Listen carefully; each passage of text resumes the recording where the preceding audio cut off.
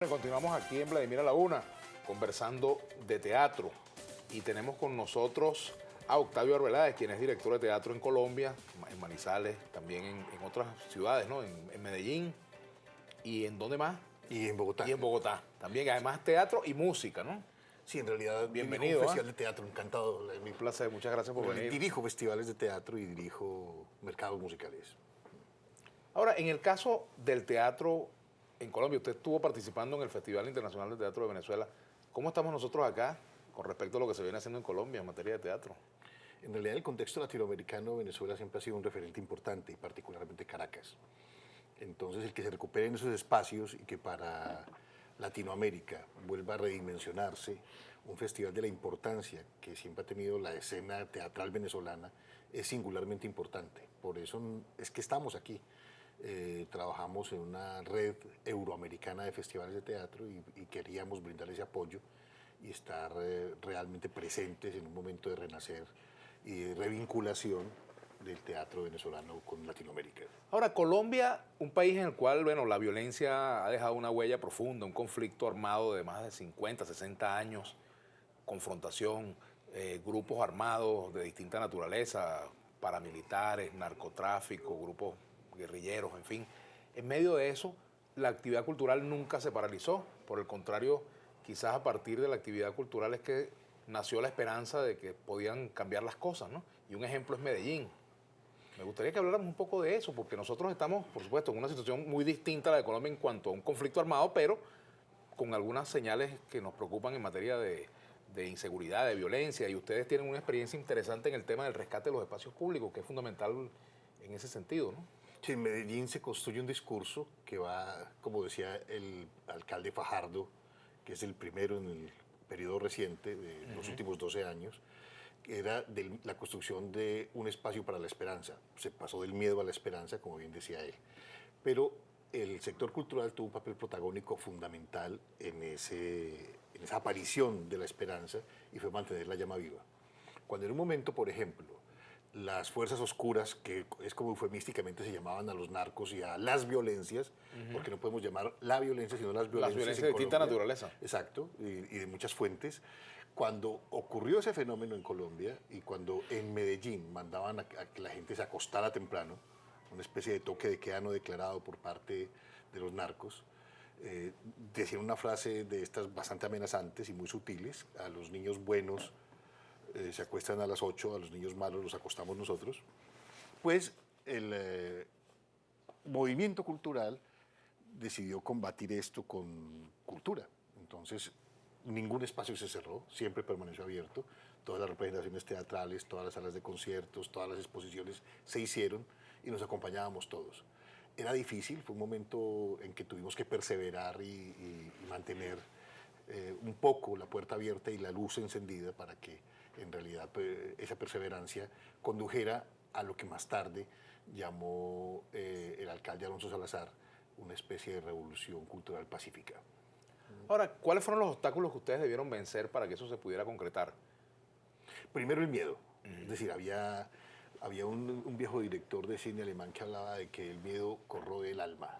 Entonces, precisamente se trataba de que la esperanza no fuera meramente retórica, sino que se vieran hechos reales. Posteriormente, el cambio y la renovación de las costumbres políticas, hay una transformación importante, aparece un sector inteligente y renovador que gobernó con transparencia y que inició una gestión pública en la que la prioridad fue la educación y la cultura. Eso logró realmente impactar en distintos estratos de la forma de concebir el poder, de la forma de acercarse a la ciudadanía, pero no de manera retórica, sino traducido también en el tema presupuestal. El alcalde Fajardo, por ejemplo, invertía el 40% en educación y el 5% en cultura del presupuesto de la ciudad de Medellín. En Bogotá, el efecto transformador del gobierno Mocus, etcétera, etcétera. Entonces, esos impactos que se dan a nivel local empiezan también a generar una visión transformadora a nivel nacional y a impactar en indicadores y en una demanda del sector cultural hacia una mayor participación, tanto presupuestal como de intervención en las políticas públicas. Ahora, claro, me imagino que es un ingrediente importante, pero no fue lo único que se hizo para poder revertir esa situación y que Medellín tenga hoy otro rostro, ¿no? aparte del efecto cultural, del trabajo que ustedes pudieron hacer, imagino que habría un elemento llamado la voluntad política. Es decir, exactamente. Es que es la parte importante. Es decir, pero lo importante es que se construye una política pública concertadamente entre el sector público Y el privado. y el sector privado, el sector... Yo suelo decir en broma que somos un sector privado, pero privado de recursos. Sí. Privado de secretaria, privado de dinero. Pero la sociedad civil construyó ese discurso conjuntamente con el sector público. Había un secretario de Cultura visionario que se llamaba Juan Diego Mejía, un escritor bastante importante, y éramos todos escuchados y construimos realmente una política pública concertada. Y eso es demasiado importante porque fueron escuchados todos los sectores. Pero al mismo tiempo, evidentemente, se impactaba y se trabajaba en negociaciones que atacaban de raíz temas de la violencia. Y la cultura no era concebida únicamente como el sector meramente artístico. Por ejemplo, las barras bravas en el fútbol eran trabajadas con dándole una dimensión cultural a ese problema cotidiano que era que un partido de fútbol se convirtiese en una batalla campal. Entonces se hacían acciones y se atacaban acciones con imaginación y con diálogo con los diferentes sectores. Y así sucesivamente hasta atacar problemas ya mucho más de fondo y mucho más complejos, como era el empleo, como era desde luego la mendicidad, o como la sigue delincuencia siendo. juvenil, por ejemplo, porque el narcotráfico Exactamente. representó para muchos jóvenes la opción. Exactamente. No era una buena opción o una mala, sino la opción. Exactamente, no había muchas salidas. Recordará usted que Alonso Salazar era el autor de un libro que es referencial desde ese punto de vista, que es No nacimos pa' semilla. Un libro precisamente sobre los jóvenes Así es. y la desesperanza con lo que crecían en los barrios humildes y en las comunas nororiental y suroriental de la ciudad de Medellín, donde tanto impacto tenían. Pero Alonso al mismo tiempo también fue el biógrafo, la biografía no autorizada de Pablo Escobar, etc. Y él conocía profundamente, por haber recorrido palmo a palmo la ciudad, el problema. Y lo conocía de fondo y conocía a la gente. Era un interlocutor válido. Entonces pudo construir un discurso válido, porque era en diálogo directo y conocía el mal mirándolo a los ojos. Entonces logró efectos transformadores en acciones muy concretas, atacando problemas como el empleo y atacando problemas como la violencia juvenil.